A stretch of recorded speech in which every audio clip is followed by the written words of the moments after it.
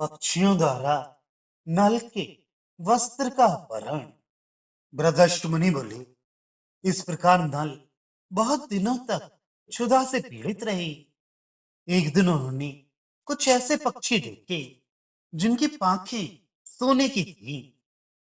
उन्हें देखकर क्षुधातुर और आपत्तिग्रस्त होने के कारण बलवान निषद नरेश के मन में यह बात आई।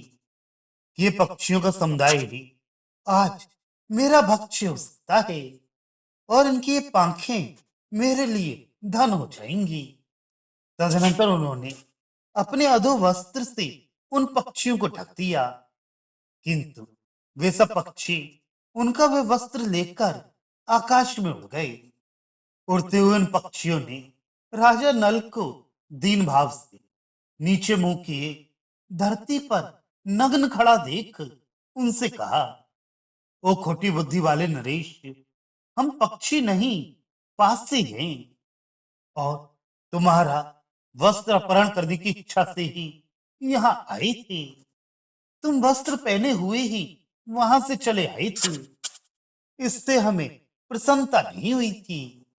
राजन, उन पासों को नजदीक से जाते देख और अपने आप को नग्नावस्था में पाकर पुण्य श्लोक नल ने उस समय दमयंती से कहा, सती साध्वी रानी, जिनके क्रोध से मेरा ऐश्वर्य छिन गया, मैं क्षुधा पीड़ित एवं दुखित होकर जीवन निर्वाह के लिए अंत तक नहीं पा रहा हूं और जिनके कारण निषद देश की प्रजा ने मेरा सत्कार तक नहीं किया। वीर, वे ही ये पासे हैं जो पक्षी होकर मेरा वस्त्र लिए जा रहे हैं। मैं बड़ी विषम परिस्थिति में पड़ गया हूं। दुख के मारे मेरी चेतना लुप्त सी हो रही है। मैं तुम्हारा पति हूं, अतः तुम्हारे हित की बात कह रहा हूं, इसे सुनो। ये बहुत से मार्ग हैं जो दक्षिण दिशा की ओर जाते हैं। ये मार्ग ऋक्षवान पर्वत को लांघकर अवंती देश को जाता है। ये महान पर्वत विंध्य दिखाई दे रहा है और यह समुद्रगामिनी पयोष्णी नदी है।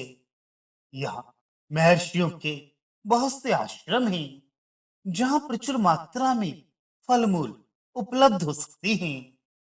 ये विदर्भ देश का मार्ग है और वह कौशल देश को जाता है।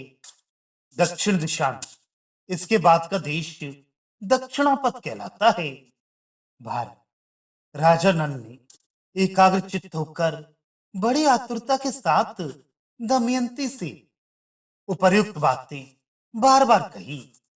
तब दमयंती अत्यंत दुख से दुर्बल हो नेत्रों से आंसू बहाती हुई गदगद वाणी में राजा नल से यह करुण वचन बोली, महाराज, आपका मानसिक संकल्प क्या है? इस पर जब मैं बार बार विचार करती हूँ तब मेरा हृदय उद्विग्न हो उठता है और सारे अंग शिथिल हो उठते हैं। आपका राज्य छिन गया, धन नष्ट हो गया, आपके शरीर पर वस्त्र तक नहीं रह गया तथा आप भूख और परिश्रम से कष्ट पा रहे हैं। ऐसी अवस्था में इस निर्जन वन में आपको असहाय छोड़कर मैं कैसे जा सकती हूँ? महाराज, जब आप भयंकर वन में थके मांदे भूख से पीड़ित हो अपने पूर्व सुख का चिंतन करते हुए अत्यंत दुखी होने लगेंगे, उस समय मैं सांत्वना द्वारा आपके संताप का निवारण करूंगी। चिकित्सकों का मत है कि समस्त दुखों की शांति के लिए पत्नी के समान दूसरी कोई औषध नहीं है। ये मैं आपसे सत्य कहती हूँ। नल ने कहा, तुम मध्यम दमयंती, तुम जैसा कहती हो वे ठीक है। दुखी मनुष्य के लिए पत्नी के समान दूसरा कोई मित्र या औषध नहीं है।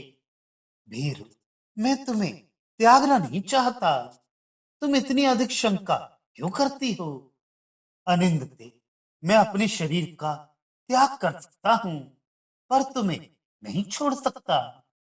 दमयंती ने कहा, महाराज, यदि आप मुझे त्यागना नहीं चाहते तो विदर्भ देश का मार्ग क्यों बता रहे हैं? राजन, मैं जानती हूं कि आप स्वयं मुझे नहीं त्याग कर सकते, परंतु महीपते, इस घोर आपत्ति ने आपके चित्त को आकर्षित कर लिया है। इस कारण आप मेरा त्याग भी कर सकते हैं।